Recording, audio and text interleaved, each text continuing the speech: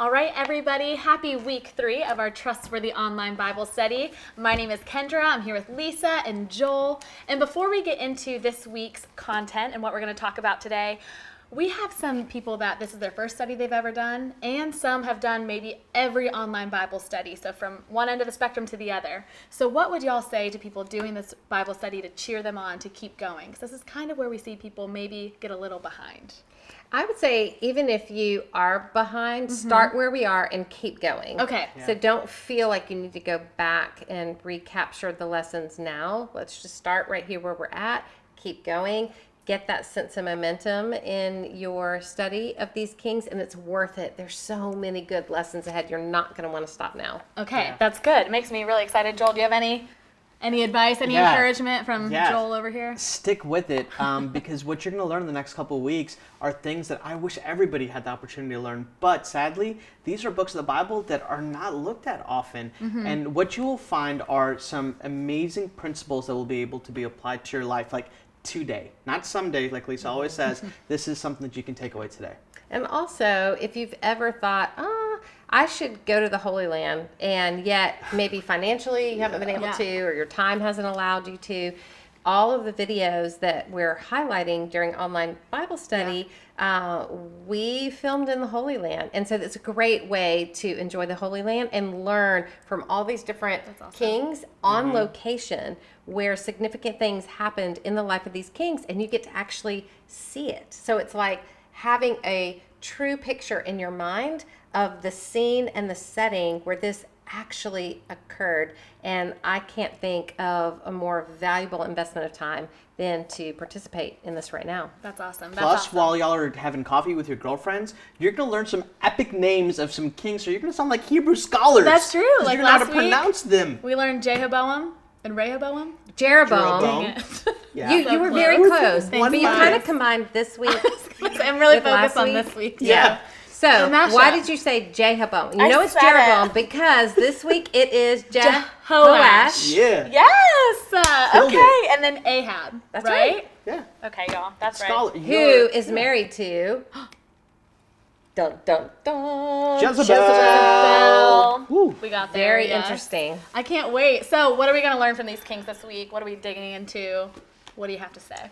Well, I will start with Ahab. I'll Okay. let you do Jehoash. Yes. There's a reason I'm leaving that one to Joel. So I'll start with Ahab. So Ahab is married to Jezebel. Okay. And I think one of the most interesting things we're going to look at this week is how Ahab really allowed his heart to be influenced and led astray by this woman that he's married to named Jezebel. And I think there's a lot of misconceptions about Jezebel. I've heard lots of teaching about her. But I think this week we're going to go straight into the text so that we have a very biblical understanding of what was it that Jezebel did that was not so great. Okay. What effect did it have on Ahab? And also, I think we're going to find that Ahab got something in his mind that he felt he must have. And when he went after it and didn't get it, he came back and was kind of pouting on his bed. And Jezebel came to him and said, "What's your problem? You're king. Yeah. Why are you Like, pouting? why are you pouting? And if you don't know how to go out and get this, I do." And so just to see the way that sometimes we want something and it's not the best that we get it.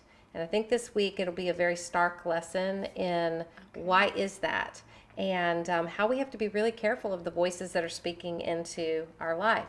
Because sometimes the voices that encourage us to do things that are outside of the will of God are voices that we may need to consider not allowing to speak into the wisdom of our life. That doesn't mean that we cut people out completely. It means we've got to have a real discernment of the people who are speaking wisdom into our life and the people who are just speaking into the wants of our life. Oh, that's good. And there's a big difference between those. And so I think this week will be a great lesson on that. All right, now All right, so Joel then, Drum roll, tackling here we go. King Jehoash. well, there's a lot of epic people with a name that starts with J.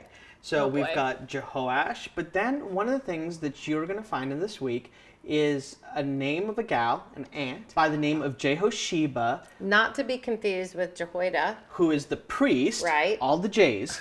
And I think it's really, really important because sometimes we're so used to having that name that's just consistently repeated Right. all the way throughout Scripture. But we have one instance of this one incredibly brave person who really sets the trajectory of her nephew towards a path of righteousness, towards a path of loving the Lord. And what I'm really excited about for this lesson is for us to really consider how important our environments are. And we will find out that when we are intentionally placed in an environment that honors God, that loves God, we see the good works of God all around us, it directly impacts how we think and how we act. And we see one of the few very great good kings in Jehoash. And we also see that even the good kings, this is a common theme, even the good kings have some areas that they just could not fully give over all of their trust to the Lord, and led them into a place that we wish maybe wasn't there, but it is, and there's something we can learn from. And I think it's also important too, if you've ever had that feeling like I'm a very behind the scenes person, I'm not up front. My day consists of getting up, going to work, and going to the grocery store and cooking and cleaning, and then you know, answering a few emails and going to bed. And it's like, does my life really matter in the context of the grand story of God? Or maybe your life looks more like you get up and you've got kids to take care of, and you've got carpools to run and homework to help with. And I think sometimes those mundane activities can start to feel like, do I even matter? Right. But I think we see something this week that's very important. And I know for me, it was incredibly encouraging. And it's this woman that is instrumental in Jehoash's life that that made an investment, like you said. We only get to hear, did you say? Like one time. One time. Wow. But her influence and her impact, though it was, her life was very daily, but her influence and her impact was so incredibly significant. Yeah. Because of the connection that she helped make inside of Jehoash's heart to be obedient to God. Yeah. And I think that's going to be a really profound lesson. So we've sort of got these two women in this week that are juxtaposed. You know, Yeah. one who is drawing a king's heart into being obedient to the Lord, and one who is drawing a king's heart away from being obedient in the Lord. And I think it's a very important week to look at. Well, you guys set us up so nicely. I know I'm excited for the contrasting women to see how it all plays out. So thank you both so much. And y'all, we're excited for you to dig into week 3. We know there's a lot to get to, so we're excited to let y'all do that. And we have a saying around here. We've been saying it for 3 weeks now, and we're excited for you to learn it as well. Here, let's do it this week. You start it, Joel. Oh, I I'll love do the that. middle part, and you do the last part. Perfect. Ready? All right. Okay. When you know the truth, You live the truth. It changes Everything. everything. Bye, y'all. Have a good week.